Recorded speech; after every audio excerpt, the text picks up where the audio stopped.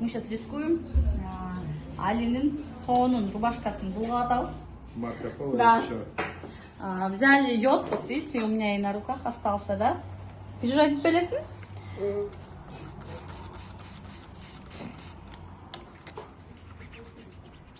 И теперь смотрим. Йод, как вы знаете, с одежды вообще не оттирается.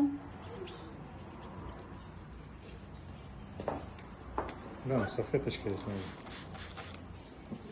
И немножко ждем. Ничего себе, где ты? Реально, Уходит. Да, Уходит. смотрите, Наверное, ой, ничего себе, я уже считаю, сама. самый. Обалдеть. Да, давайте поближе, Ух смотрите. ты, смотрите, Там тазалка. ничего нету.